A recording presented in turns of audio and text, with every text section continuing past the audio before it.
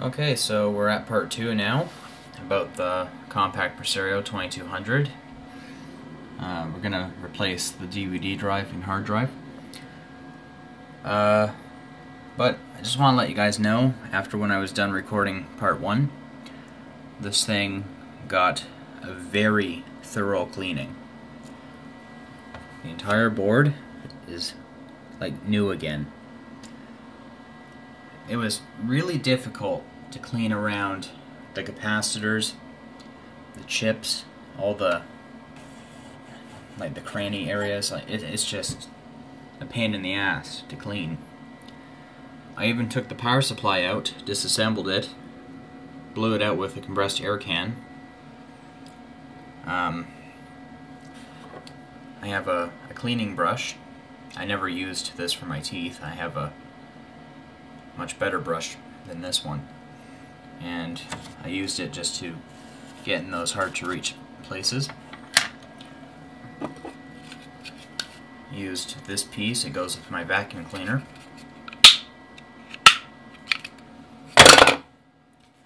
And yeah, so everything is all cleaned. The only problem that you will face though is if you want to clean out the fan, like actually take it off the case itself. It's held in by these 4 Phillips head screws. These aren't your ordinary screws. They don't have that flat end on them. What they really have is a pointy tip where you can actually cut your finger. And I ended up doing that on accident with my pointer finger, or index finger, sorry. So yeah, this is the one that is the trickiest.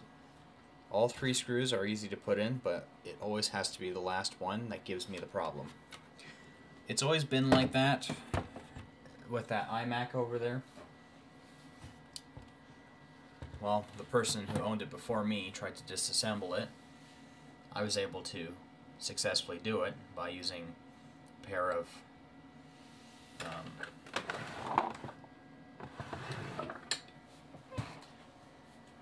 toenail clippers. Just grab the tip of the screw and then just start to turn. But anyway, enough of that. Let's put this bitch back together. There is one piece that I would like to replace in the near future, and that is the floppy drive cable. This one is completely worn to hell. The floppy drive still works, but that is just a disaster. I cannot believe that. But anyway,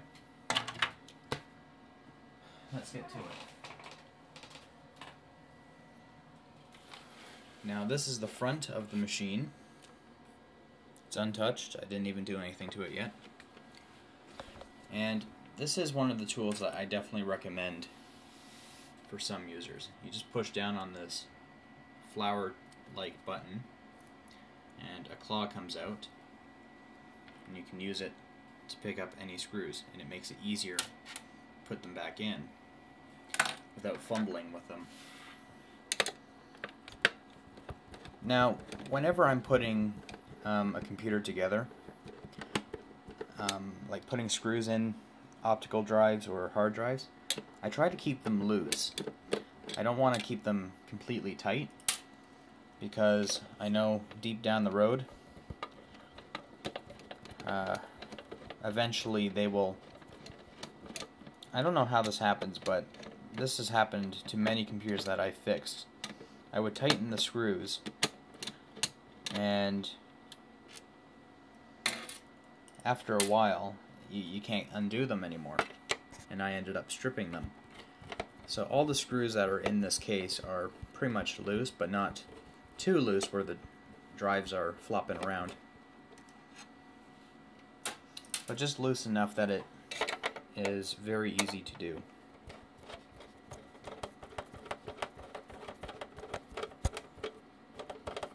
I don't know if I had something in this optical drive. I forgot to check. damn it.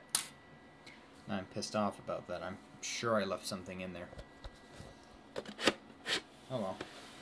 Now, you can't pull it out through the back. You have to push it out through the front like a cassette tape.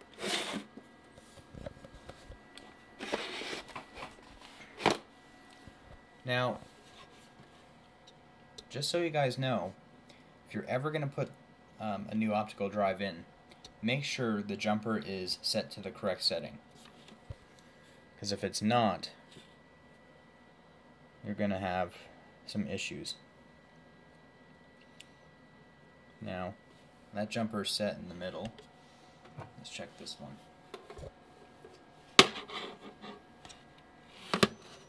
Cable select.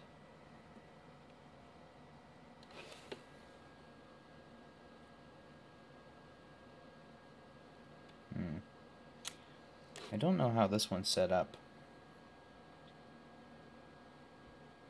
Oh, it's set to cable select, so they're both accurate.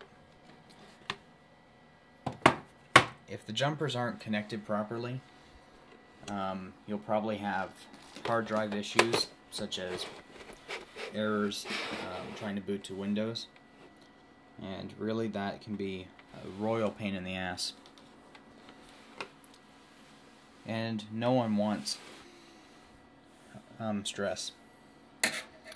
For me, I can't handle stress that well, and I'm not going to lie, I get stressed out very easily when it comes to working with computers, because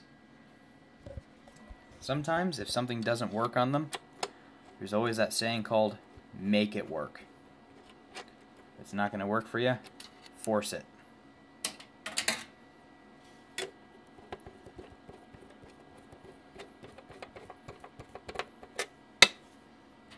Now, when I'm going to put the hard drive in, I think I'm just going to put it in with that one screw. I don't know how effective that would be.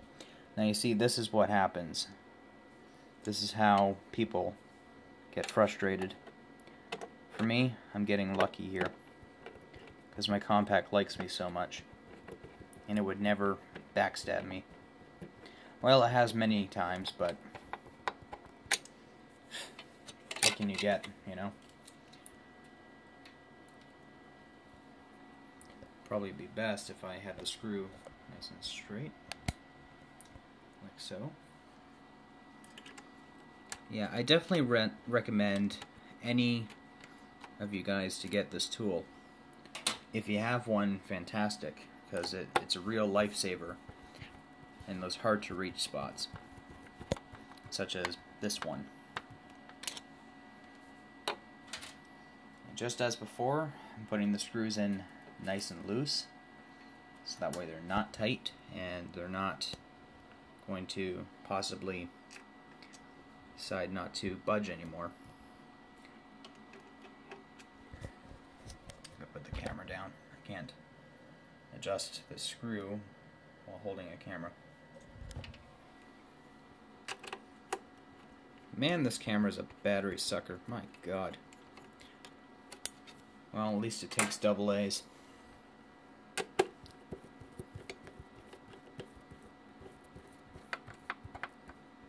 There. Done. Look at that. Kick ass. It matches now. I'm very happy. It's all nice and leveled. It's not pushed back too far. Okay. Awesome.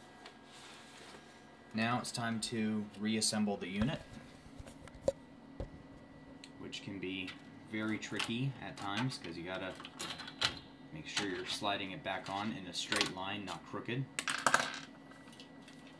And you gotta make sure that the subwoofer end, which is that tube, goes through that hole in the back.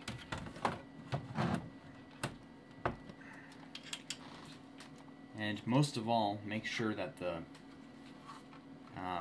media cables aren't in the way, or else you're gonna pinch them off. Okay.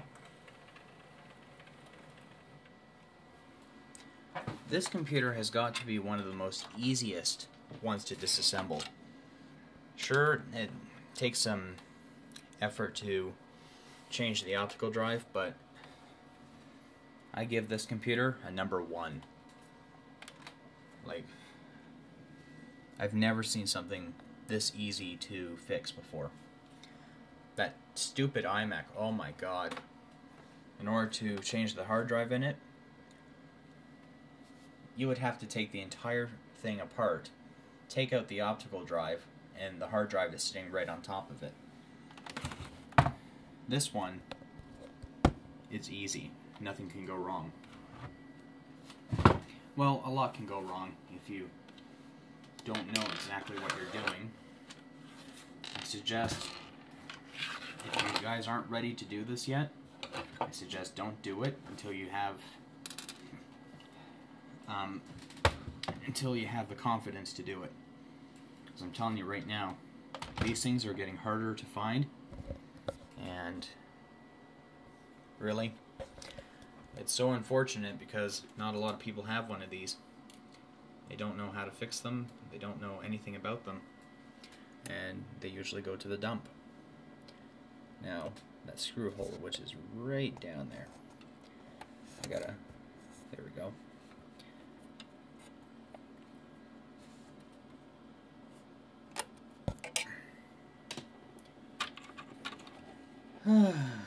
It would be nice if I knew where my screwdriver was. Right next to this optical drive. I'm still pissed off. I think I left the CD in that thing. What an asshole. Okay, so that is all plugged in.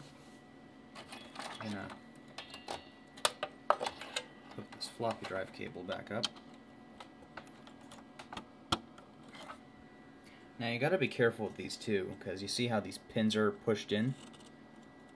That's a cheap floppy drive.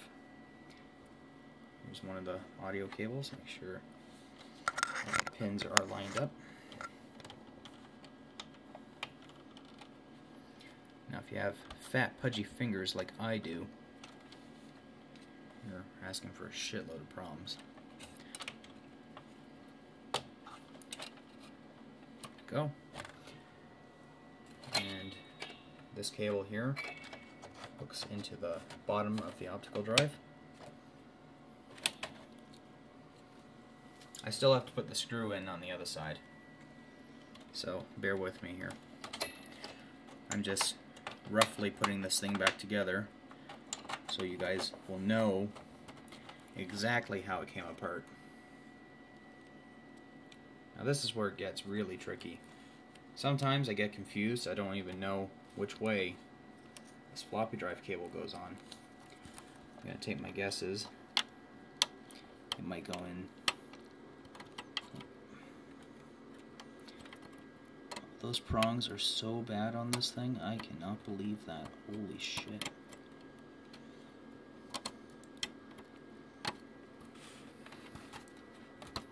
Gently push them back in. There. If the floppy drive doesn't respond when you turn it on, just pull this out, flip it over, and plug it in and see if it works. I always get stumped on that, and pretty sure a lot of you will do the same. And I've taken this thing apart many times, and I still get stumped on that part. Don't know how, but I do. Later on I will install the OS, but I just realized I can't do it on this machine because the BIOS is too fucked up to do it. So I gotta put the hard drive in a different computer, install Windows, and put it back in this one, and install the video and sound drivers. Bada boom, bada bing.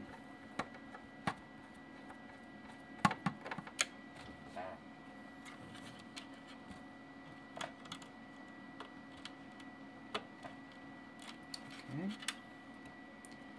And boom, done. Oh, almost. Gotta remember to plug that cable into the optical drive. That's all the time we have for now. Hope you enjoyed this video.